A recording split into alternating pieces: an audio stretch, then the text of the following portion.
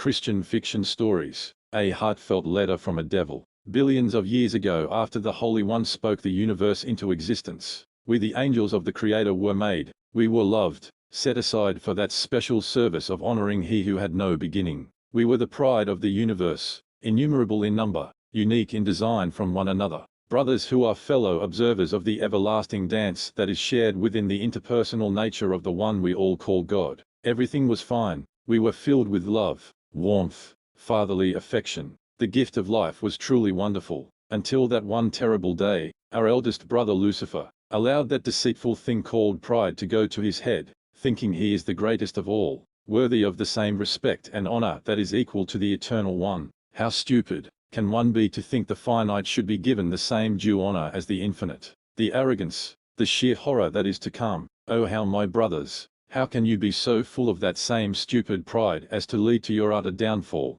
That frightening and dreadful day, the coming judgment from the great white throne. Oh, the thought of the clock that is inevitably ticking second by second, minute by minute, hour by hour and day by day, closer to the event of our awaited eternal destinies. If only annihilation was true, if only I didn't listen and follow after that fool, the so-called great dragon who is now called Satan. I was in a wonderful place of honor, an angel of the Most High. All I had to do was listen to the Eternal One. Now not only me, but a third of my brothers are in a place where we can only hope our everlasting destruction never comes. Lucifer wanted the same honor as God. He wanted to share in His glory. But why couldn't he have just kept his mouth shut? It wasn't long after our species was created that the Eternal One then made a type of creature unlike any other, lesser than us now fallen angels, weaker, possessing material properties that is adapted to the physical laws that govern their home planet known as Earth. Despite their physical disadvantages, they have something that we were never given. Not only were these creatures specifically made in the image of the Eternal One, they, though fragile and tender, were given dominion. Not just dominion, but the chance to get even closer in relation to the divine. Whilst we the first creations, who should be ranked above, before humans are tasked to sit on the sidelines, allowing ourselves to be ruled over by a swarm of simpletons, during the time that they have been multiplying like flies on earth. Just look at what they did with the Eternal One's gifts. They are destroying their planet, and taking each other's lives. I have never observed creatures so wicked and evil that they make us look like children in comparison. Who needs to tempt these guys? Who needs to fulfill the mission of our leader when these filthy animals are doing the job for us? It gets me extremely mad just thinking about it. How can the Eternal One grant forgiveness for these monstrosities? Why don't we devils receive that same chance at redeeming ourselves? My name is Azazel. I have decided that before my brothers and my so-called God Lucifer meet our eternal destinies, I will let you foolish creatures in on some insider information with regards to what goes on in the demonic realm. At the moment I am currently writing this letter in an isolated place, a hiding place that, as far as I'm aware, no other demon, nor angel knows its whereabouts. The Eternal One knows where I am. That's obvious to any fool, but I do hope at this point in time, before my letter is complete, that no one finds my location, otherwise I might be finished. As strange as it may sound, over the innumerable millenniums that I've lived, seeing as I was created to be an eternal creature, I want to leave something behind before the time of the great white throne judgment that is coming to us all, sooner or later. Who knows, this letter may get left behind and placed in the heavenly historical records that I'm sure mankind and angel alike will be able to access in the kingdom that is to come, when heaven one day meets earth in its entirety. Have you ever wondered why the earth is filled with wickedness and corruption, murder, degeneracy, depravity and horrors too disgusting for even a creature who has a grudge against the image bearers to mention? It all goes back to the beginning of human history, the first humans, Adam and Eve. The human ancestors had everything good and going, but at some point in their lives a specific angel grew in jealousy. He wanted what the humans had been given, true freedom and liberty and dominion. Whilst we are commanded to serve the Eternal One, the image bearers were given true choice and dominion, not just of animals but even us who are greater and mightier than them in every way. Of course, what they were unaware of was that there would be consequences for disobedience or sin. Humans are designed to reflect the Eternal One, represent His character on earth in material form.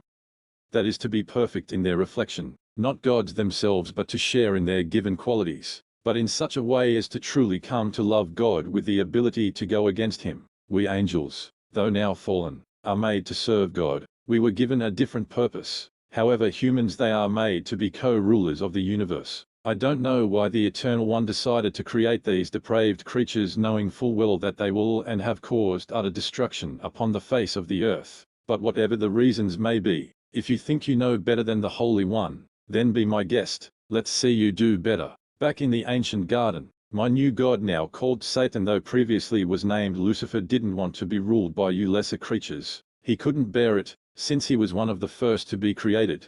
Beautiful, majestic and glorious, he thought he deserved more respect. He couldn't allow himself the opportunity for you image bearers to judge his actions, give him commands and so on. We who were made before you, superior in every way, capable of annihilating millions of you troglodytes in a matter of minutes, have to be in a position lesser than you. Making us your inferiors does not make any sense at all. Is it any wonder as to why we disobeyed our Father? He doesn't care about us. Lucifer, our senior, our new king, has better plans for us.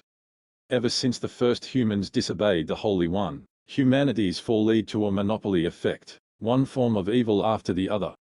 It started with the taking away of innocence, feeling embarrassed by each other's nakedness. It then led to jealousy, envy, and a growing hatred due to the unhealthy competitive nature that is shared amongst mankind. You people want what your neighbor has and more. You steal for fun. You murder for enjoyment, adrenaline and satisfaction.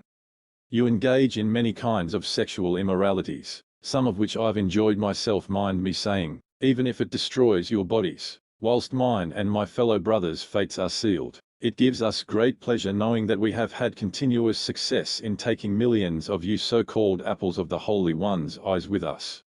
Your eternal doom is on the other side of life, the one that comes after. It has been our mission to carry on the deception by hiding ourselves from your sights and whispering in your ears. If only you saw us in action, unveiled before your eyes. Imagine how your world will change, and great will that change be. However, with the years of lies and deceit, especially in the West, placed upon the masses, with the advances of science and technology, even if we revealed ourselves to you, I highly doubt almost any of you will believe we exist. You will think you're having a hallucination and do everything you can to explain away what you saw. That is exactly what we want. We want mankind to believe that there is nothing more to life than the natural. We want you to be distracted with hours of television and pointless activities. Forget about the fact that you will not live forever on earth. Forget that you were made for a special purpose, one so great that it even caused the God of this world and a third of my angelic brothers to be cast out of the heavens. As long as you continue to be complacent in your carnal lifestyles, nihilistic, self-indulgent, selfish, it's all about me kind of life, then what more do we need to do? We just have to keep hidden in the shadows, distracting you from the Eternal One long enough before you meet your Maker. "I'll see you in hell" is a common quote you hear from villains in movies, even so-called good guys, and to that I speak for the rest of my brothers. I will indeed see you in hell, away from the Eternal One forever and ever, suffering like never before. Not just suffering like never before. To make matters worse, there will be no way out once you join the party. I tremble just thinking about it. I am without a doubt upset. I honestly do not want to go there. Over the course of the thousands of years that I've lived, I have continued to try to convince myself that Satan will take care of the Eternal One, like how you humans have not much problems exterminating each other. But the longer I dwell on the thought, using my superior knowledge and intellect, Satan, who is created and finite, cannot possibly destroy a being that is uncreated and infinite. No one with a single brain cell will think it's a possible feat. It was the Eternal One who gave Satan his power to begin with. I hate to admit that I will forever regret the decision I made by allowing myself to be persuaded by a fool like him to join in the so-called Great Rebellion. It doesn't matter if the whole of creation fought against the Eternal One. We cannot win. He can wipe us all out of existence by the sound of his voice if he so chooses. I wish he did actually. That way I don't have to endure torment without end. We have been given permission to live as long as we do, with the current freedoms that we got, since the Holy One is using our given liberty for a much grander purpose. We are only pawns in his game. We don't actually live for ourselves, and we know it. Satan knows this too. His days are numbered. It is inevitable. We are living under an illusion of freedom. In actuality, we are still slaves.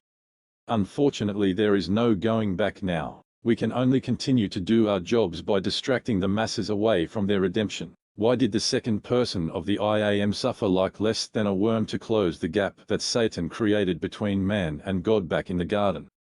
These image bearers don't deserve even the smallest of gifts from God, never mind full access to the heavenly realm in the future kingdom. Humans don't know what they're missing. Well, it's better kept that way. But by the time you humans have access to the information in my letter, some of you would have already made it to the other side. During our time behind closed doors, we have influenced those who are considered authorities. Emperor Nero, Gandhi, yes, you read that right, Caligula, Stalin, Pol Pot, Genghis Khan, Muhammad, Hitler, Joseph Smith and more, into devastating the masses. It was part of our job to whisper into the ears of those already ripe with corruption, creating false religions and destructive ideologies that thrived well, though temporarily, against humanity. When the church was created, when salvation was freely given in the first century, though Satan understood the old covenant, he never foresaw the Holy One dying and resurrecting for the image bearers, breaking the dividing wall between man and God. It was a blow we never could recover from. Our only hope was to get insiders into the churches and create more religions that are anti-Christ in nature. It wasn't long before the Gnostics in the early church were defeated. Those fake gospels that we had influence over, like Thomas, Barnabas and Mary, didn't have a lasting effect. Damn God for knowing our thoughts. We are like flies in a spider's web. No matter what we do, we can never escape. We can only hope the spider doesn't drain us of the little life we have left. The Greek gods didn't do well neither. The early Jews and Greeks alike kept listening to the apostles like sheep. It wasn't long before the way reached most of the world. 600 years after the Holy One ascended, one of my fallen brothers was assigned the task of deceiving an illiterate desert dweller in the Arabian Peninsula, and that turned out convincingly well, to be frank. Other false religions followed. More of my brothers influenced the masses in various ways, one being inventing a false narrative about ancient reformed Egyptian hieroglyphics written on golden tablets on the American continent. That was a great time. The less that humans know, the better. It was a wonderful when Stalin destroyed his country and the millions that dwelled in it. More souls for our collection. We did everything we could to get man to believe that he is nothing more than matter. Actually, less than a man is a better choice of words. Not unique but animalistic. He lives, passes on time however he lies, and then dies. Nothing more, nothing less. It was a great idea implemented into history, but no matter what we did, the wars, the famines, persecutions, martyrdoms, false doctrines, fables, the church kept on remaining. Other civilizations got destroyed, but this virus, this holy gathering kept on growing, refusing to die. I'm sick to my very core just thinking about it. In the 20th to the 21st century we tried something a little different. We made it our main mission to destroy the nuclear family, confusing the genders, redefining love. What we needed to do was wimpify society, make humans fragile as dust, causing them to overload on their emotional sensibilities, where even the most lightest offense, or indifference, was the equivalent of committing murder. The tiniest offense is the worst of all. If humans become easily offended, desensitized to truth claims, then they will never arrive at the one big truth, even if it slapped them in the face. Not only that, it was a great idea by one of my brothers to execute the plan of causing the obvious physical differences between the image bearers and conflating them with qualitative differences. One human who is of one skin color is inferior to those with another. One, at least in my humble opinion, of our biggest accomplishments was the ending of the image bearers before they could walk the earth. However, as great as it may seem, those types ended up back with the Eternal One. It backfired, unfortunately. You see, all the evils of the world had a starting point. Many were led by myself and my brothers, whilst Satan oversaw everything. It's too bad all this fun has to come to an end. Me and my fellow fallen will all agree that despite our everlasting doom, we had a good time. We saw some interesting things amongst the humans and played a role in most of their demise. However, I do hope in my hardened heart of hearts, regardless of all the evils I've committed over the thousands of years on the earth, despite all of that and more, I hope that I will one day be forgiven and allowed to return to the angelic fold. It is but a dream, but just like how humans are not completely evil but are capable of doing some good, we too are similar in that respect. But the Eternal One is not mocked. That which a man sows shall be reap. Likewise that which we fallen angels so will we also reap. There is no turning back, there never will be. If whoever you are ever reads this letter, whether an image bearer on earth, or an angel in heaven, don't make the same mistake I and my brothers did. Whilst I'm rotting in hell for all eternity, the great length of time that I've lived will logically not compare to what I'm about to experience on that great day, being as it is without end. Until then, Azazel.